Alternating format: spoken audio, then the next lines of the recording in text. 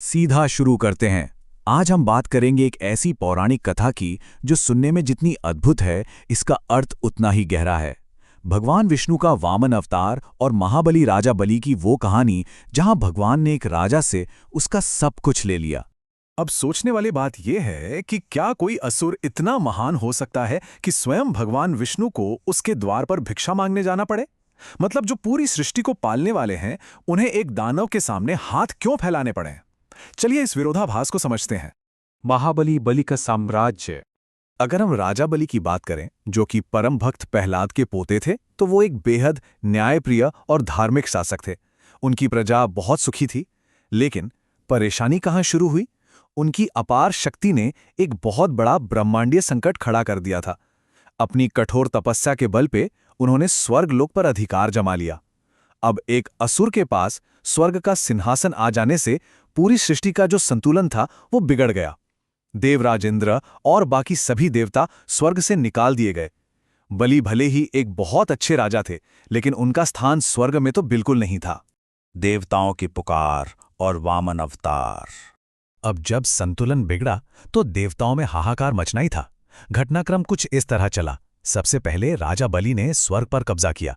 इससे परेशान होकर देवराज इंद्र अपनी माता अदिति के पास मदद के लिए गए। माता अदिति अपने पुत्रों का ये दुख नहीं देख पाईं और उन्होंने भगवान विष्णु की घोर आराधना शुरू कर दी। इसके बाद विष्णु जी ने उनकी प्रार्थना सुनी, उन्हें वचन दिया और अंततः माता अदिति के गर्भ से वामन अवतार का जन्म हुआ। मकसद सिर्फ एक था, देवताओं को उनका स्वर्ग वापस दिलाना। लेकिन ध्यान रहे, ये कोई साधारण जन नहीं था। उनका रूप एक बौने ब्राह्मण बालक का था, लेकिन उनके चेहरे का तेज ऐसा था मानो एक साथ हजारों सूर्योदय हो गए हों। उनके एक हाथ में कमंडल था और दूसरे में एक छोटी सी छतरी।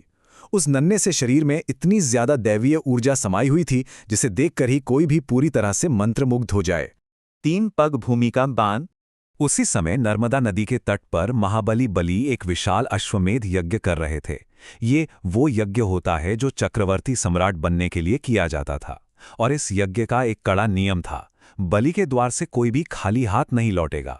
अब यहाँ जो विरोधाभास देखने को मिलता है वो वाकई दिलचस्प है। एक तरफ राजा बलि का अहंकार से भरा प्रस्ताव था कि जो चाहो मांग लो, धन, संपत्ति, गांव या मेरा पूरा साम्राज्य, और दूसरी तरफ वामन देव की एकदम साधारण और विनम्र सी मांग, सिर्फ उतनी भूमि जितनी उनके छोटे छोटे 3 कदम नाप सकें।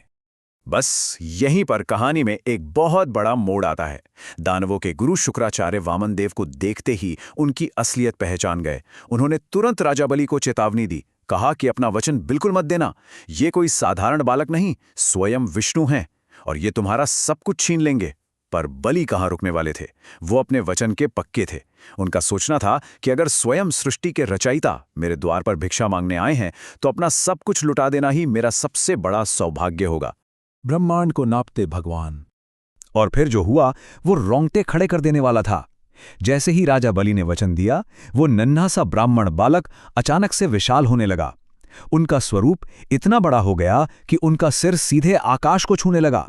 अब क्रम देखिए, अपने पहले ही कदम में भगवान ने पूरी धरती नाप ली, दूसरे कदम में पूरा आकाश और स्वर्ग लोक भी नाप लिया। मतलब पलक झपकते ही बलि का सब कुछ छिन गया।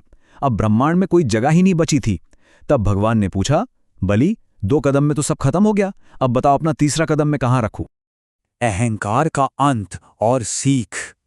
इस सवाल ने महाबली बलि के उस अहंकार को पूरी तरह चकनाचूर कर दिया कि वो पूरी दुनिया के मालिक हैं। उनका घमंड टूट चुका था और अब उनके पास सिर्फ सच्ची भक्ति बची थी। पूरी तरह से समर्पित होकर उन्होंने अपना सिर झुका दिया और कहा, प्रभु, संपत्ति से बड़ा संपत्ति का स्वामी होता है, आप अपना तीसरा कदम मेरे सिर पर रखिए। ये वो पल था जब बलि ने अपने अहंकार की सबसे बड़ी आहुति दी थी। इस संपूर्ण समर्पण का परिणाम बहुत ही अद्भुत निकला। वामन देव ने जैसे ही अपना पैर रखा, बलि पाताल लोक की ओर जाने लगे।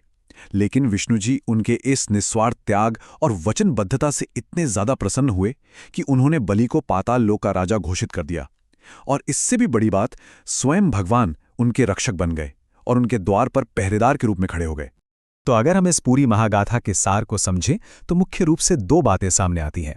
पहली बात, सच्चा दान तब तक संभव ही नहीं है जब तक कि इंसान अपने अहंकार का पूरी तरह से त्याग न कर दे। और दूसरी अहम बात यह है कि जब कोई अपना सब कुछ ईश्वर को समर्पित कर देता है तो स्वयं परमेश्वर उसके सबसे बड़े रक्षक बन जाते हैं।